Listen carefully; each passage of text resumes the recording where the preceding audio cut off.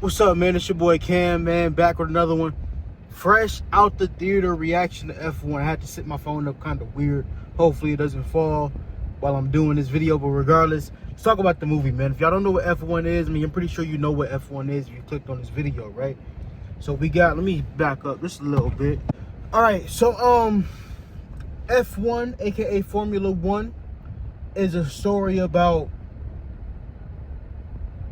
not a man finding purpose, but a man just constantly living in his purpose, and then a young man finding purpose. I think that makes a little bit of sense, right? So Brad Pitt plays a probably 50-year-old old race car driver who's been racing his whole life, but he's like a what they call it, a mercenary. He just job. He doesn't belong to any organizations, doesn't belong to any leagues.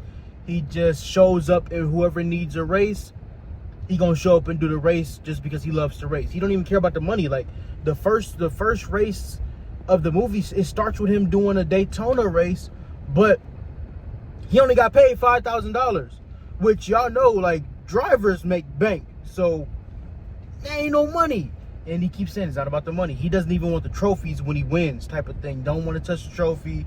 Doesn't really care about how much he gets paid. So then his friend comes up and basically asks him, like, hey, I'm doing spoiler review. Spoilers. I'm not going to do too many spoilers, but we're just going to talk about, like, what I remember off top, right? But then his friend, who was like, hey, man, I have a team, and we haven't won a race ever. We've never won a race, and we never even finished in the top 10. And if we don't win a race, I'm gonna lose the team. I have to win a race this season. We have 9 races left. So Brad Pitt has to show up. He shows up, and he, have to relearn the controls, relearn the cars, because Formula One cars are much different than NASCARs, much different than any other racing car on the planet. There's all these glitchy, gadgety controls on the steering wheel. The cars might even go faster, because I swear they were showing us the angles of how the car looked when it was moving, and it looked like it was out of here, man. It looked like it was out of here. But once he gets there, he meets a young rookie who I compare to Lightning McQueen. It's funny because this movie, if I can take 2 movies and put them together to make one, this movie, it will be 48 hours in Cars. And what I mean by that is that Damson Idris' character reminds me so much of Reggie Hammond, Lightning McQueen, combined into one. If you see the movie, you'll see what I'm talking about. He's arrogant, he's cocky, it's self-belief, but it's also, sometimes the arrogance is to cover up doubt. You know what I'm saying? Hold on, who this? My bad. I'm in the parking lot outside the movie theater. People are looking around. What y'all looking at? Anyway, yeah. So sometimes doubt covers arrogance. I think both of these characters use arrogance to cover up their own insecurities, their own doubts. Because at the end of the day, neither one of them have won a Formula One race. And if you see the rookie, Joshua Pierce, played by Damson Idris, he hasn't even had a top 10 finish. So he's like, yo, I'm hearing rumors that if we don't win the race, we gonna lose this team. And I'm looking around the rest of the Formula One league. No other teams have openings. So I gotta show up and show out. So he's doing the media, he's doing the interviews, he's doing the press junkets, he's doing everything to get his name and his face out there to get more fame, so somebody can pick him up. Where he's focused on everything except the racing. Like, obviously he wants to win the races, but you know what I mean? It's like there's a difference between an athlete that's very good at basketball, but the fame and the money's more important. And then there's Michael Jordan, Kobe Bryant type guys who all they give a damn about is the game. And when it came to, what was Buddy's name? Sonny, played by Brad Pitt, all he gave a damn about was the cars. He just cared about driving. And I feel like they needed each other a little bit, because for now, this is the first time Sonny had a chance to be selfless. But also Damson's character, Joshua, it's his first time really seeing somebody who's maniacal about the craft, right? So Yeah, man. I mean, what can I say? I'll say cinematography was fire because all the racing scenes felt good. Now, what I'll tell you was dope. Some sports movies give you that feeling of you're in it. Some sports movies give you that feeling as if you're participating, or if it's your favorite team participating, and you feel that suspense in the pit of your stomach. This movie made you feel that. Every race, I'm like, ooh, don't mess up. I'm on the edge of my seat every race. And it's a lot of racing. It ain't like all talking and 2 races. There's about at least 10 racing scenes in this movie. There's a lot of racing in this movie. Yeah, so I mean, we got a lot of crashing, got a lot of action. It's all type of stuff. Damn, do I want to tell y'all like the movie itself, beginning to end type shit? I see one. Okay. So what I liked is that I said Sonny's maniacal about driving, but not just the driving part, the details of it. He knew about the cars, the roads, the details, why the car didn't turn how he wanted it to, why the crashes happened, why it didn't pick up max speed, why the car phased out at max speed. When they were asking Joshua in the beginning, hey, why didn't you top in that? Why weren't you able to do this? And he was like, you guys built the car, you should know what's going on. But when Sonny Brad Pitt comes over, they didn't even ask him. He got out the car and said dot dot dot dot dot dot dot dot dot dot dot dot dot. That's the difference between not just a veteran, but also somebody who was maniacal about the craft. It's like, I can tell you every single detail as to why I crashed. So they didn't get along. They did not get along, like not even a little bit. And then they start getting along a little bit. And then as soon as they started working as a team and getting along, your boy Damson had a really bad crash. I thought he died, bro. I'm not gonna lie. Like, the car caught huge fire. Him in it, it's just flames everywhere. I'm like, how? But I guess the suits they wear and the equipment they wear is like firemen's, and it's like flame retardant, right? So I figured that's what's happening, because I remember after Dale Earnhardt passed away, they changed a lot of stuff. But regardless, he gets out. He had burns on his hands, whatever. He couldn't drive for 3 races. They had 9 races left. They raced 3, then he missed 3 races. So now you only have 3 races left. But the way he crashed, because you know how they can talk in the microphone and shit, they were teaming up and they were helping each other. And Sonny was telling him, hey, dot dot dot dot dot. He was telling them how to, like, you know, I don't know the terms, but he was telling them how to maneuver and get past. He had a chance to get past the leader. He was in 2nd place. They were going to win for the first time. It was an opening. Sonny said, wait, don't try to pass him on a turn, because he's going to try to run you off the road. If you try to turn with him, he's going to turn wide and you're not going to have any room. But he said, wait until you have a straight. He didn't listen. He tried to pass him on a turn. That's how the car flipped off the damn track. And right after that, the tension went back up, because Pierce let the noise get to him. This new era, social media, the media, nonstop TV coverage, nonstop BS. His mom, Joshua Pierce's mom, approached Sonny and said, if you ever do anything to hurt my son again, I'm coming after you. And he's like, in my mind, I'm like, he had nothing to do with that. He told your stupid ass son to stop. He did what he wanted to do. But hey, you're not gonna check nobody, mama. That's just what it is, right? So he just took it. But then in the media, they're asking Sonny, should Joshua blame you? And you were being reckless, and that's why, yada yada yada, you were controlling the race and he was following your direction. You're the reason why he crashed and got hurt. So that's getting in his head. But then after that, Sonny didn't start winning, but Sonny finished in 7th place. He finished in 5th place, finished in 4th place. He was killing it in the races that he was going. And it wasn't because he was going and he was killing the races. He was killing the races because he went to what was her name? She was the main designer for the cars. Like, she did like a lot of the parts, the body work. A lot of it was her vision, right? He went to her and he told her, bro, why are y'all backing out and there's literally a family walking behind your car? Old people should not be driving. And she's still backing out. Oh! She ain't hit nobody. But she just stupid. I'm sorry. Anyway, he went to her and said, hey, this car is a shitbox. And if we don't make these adjustments to make these cars stronger for impact, we're not going to win anything. We're not even going to compete. The car is not strong enough.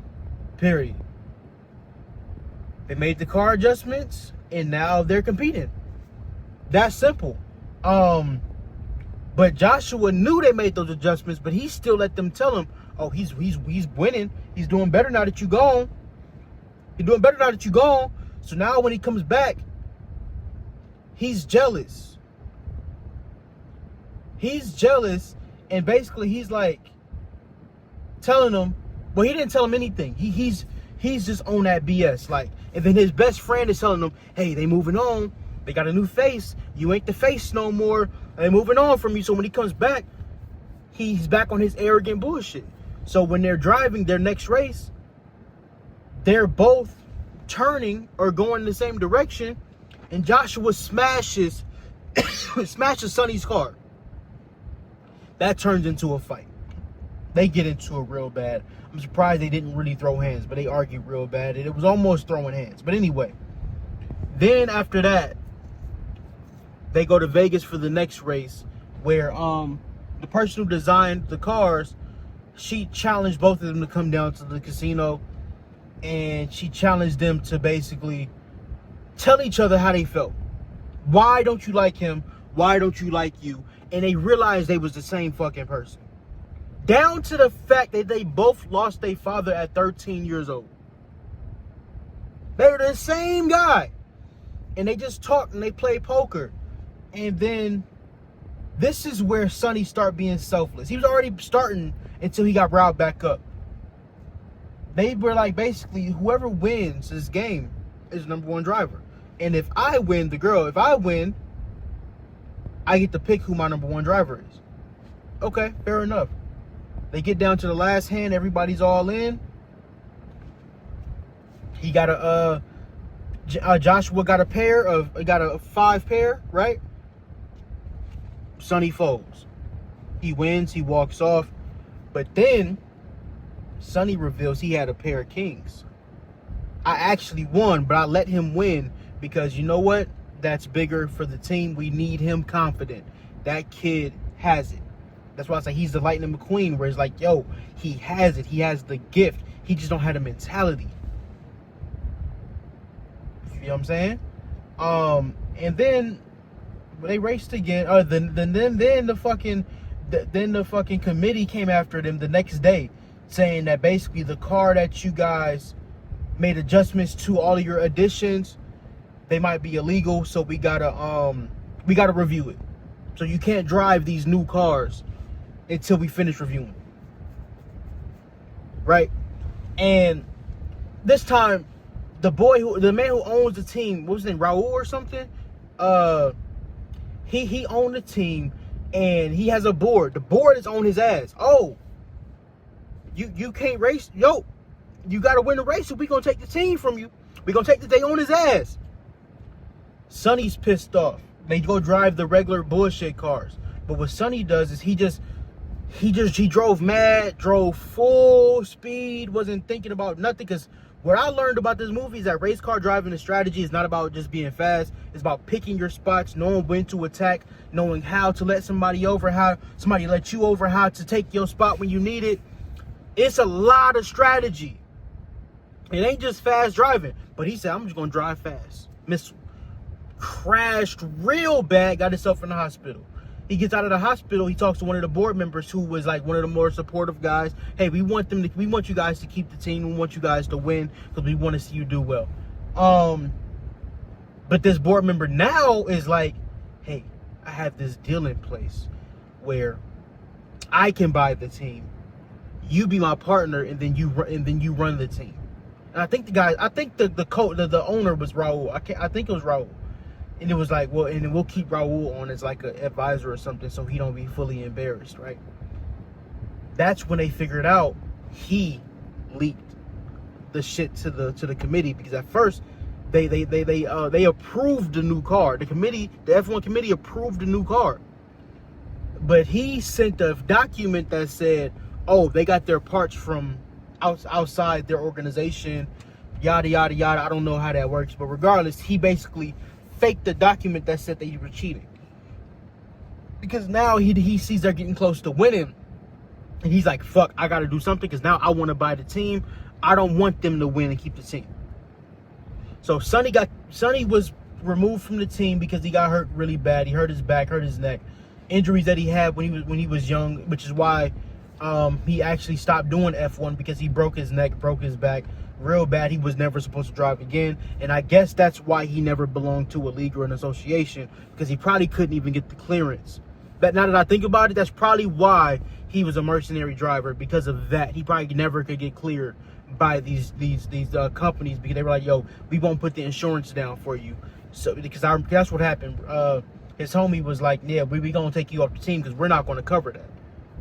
But then he got a lawyer to make a document, say, hey, I release all liability. If I get hurt or I die, it's not your fault.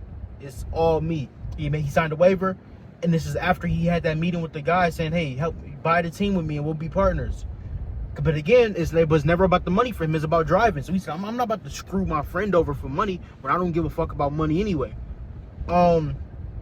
So fast forward, man, then we get to the final race. And that final race scene was one of the best action scenes I've seen in my life. My entire life. It was incredible, man. The way they shot it, and it reminded me of, like, y'all seen Top Gun Maverick?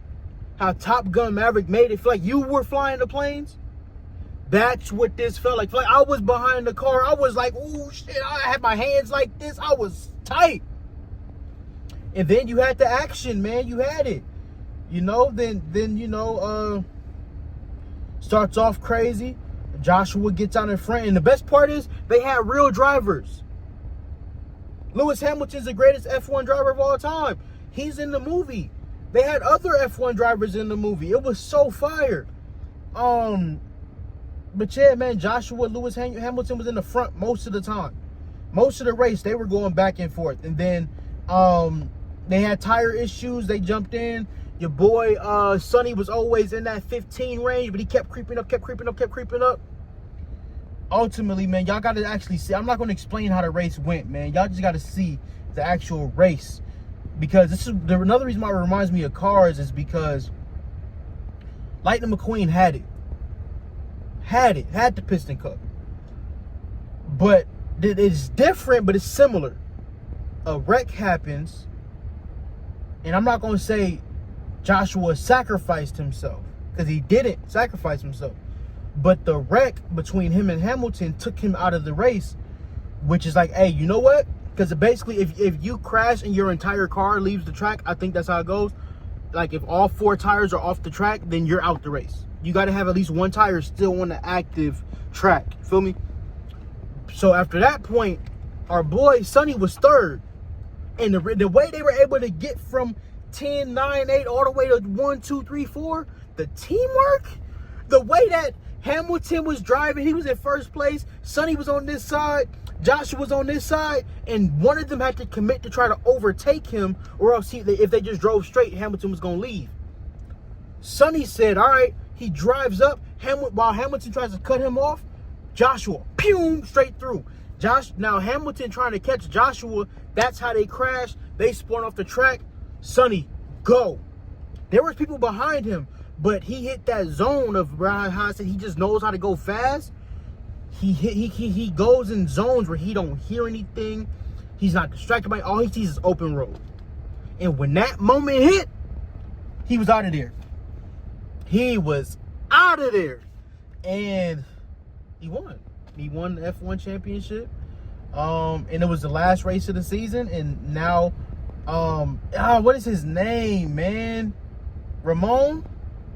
Raul. It was an R or something. Either way, he got to keep the team. And it's funny because the dude that was trying to buy the team, you see him, everybody in the room is the board of the team. And they're all cheering for the team. And he's like, no, no, no. Oh, yes, yes, yes, yes. Or when somebody crashed, yes, no, that's so bad. Like, he was hating, bro. So I was happy that he didn't get the team. And then the way it ends, man, the only thing I understand the ending, but I wish this was the moment he would have committed to something.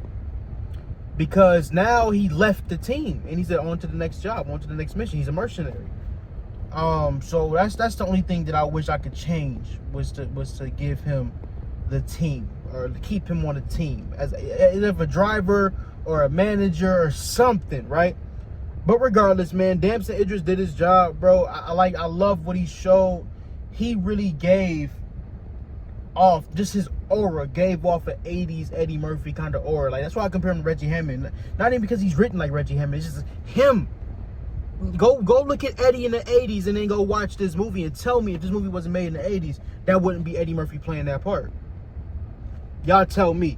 Yeah, anyway, man, that's F1. Incredible movie. Soundtrack was incredible. The homie Roddy is on the soundtrack. Song called Underdog. Shout out to him, man. I'm so happy for him getting that bag on this movie. The way they used music was fire. The songs were good. Overall, if I had to rate this movie, I wouldn't call it a masterpiece because, I mean, after seeing a movie like Sinners and Thunderbolts, where I rate both of them over 8.5. Thunderbolts at 8.5, and Sinners I had 9.5, just because I don't like giving 10s. But for F1, I'll probably give it a solid 8 or 7.8. There were some moments where I was like, all right, I'm chilling. But when shit was getting active, I'll give it 7.8. 7.8, borderline 8, which is, you know, basically like a B minus. Good movie though. And I hope this is the movie that puts Damson on the Disney radar, because I want him to play the next T'Challa. The kids got it. What the kid? The motherfucker's older than me. He got it though. Regardless, Damson has it. F1 is a good movie. I do think there's room for a sequel. Do not be surprised Brad Pitt walking away if they give Damson the vehicle and they say, hey, you're going to lead a sequel. And then maybe if we get into a bind storytelling wise, Brad comes in, saves the day type of thing. But yeah, this, like, sports movies always have sequel potential. But regardless, that's my F1 review. I mean, I'm assuming if you've seen the movie, that's why you're here, because I put spoiler in the damn caption. But if you ain't seen it and you wanted to see how I felt about the movie before you go see it, then fuck it. Go see it now. If you want to see it again, go see it again. Will I watch it again when it's available for home? I don't know if I'm going to go back to the theater and see it again, but I did enjoy the movie very much. Anyway, man, it's your boy Cam. I'm about to get up out of here. Gotta go to the gas station, you feel me? We out of here, man. Hey, live, laugh, love, all that fun stuff. Like, comment, subscribe, hit the notification bell. Follow me on all my social medias, man. Hopefully, I'm in a movie like this soon, bro. That's what I'm hoping for. That's another thing. I was watching this movie like, yo, I can be in this movie. But anyway, we out of here, y'all. Peace.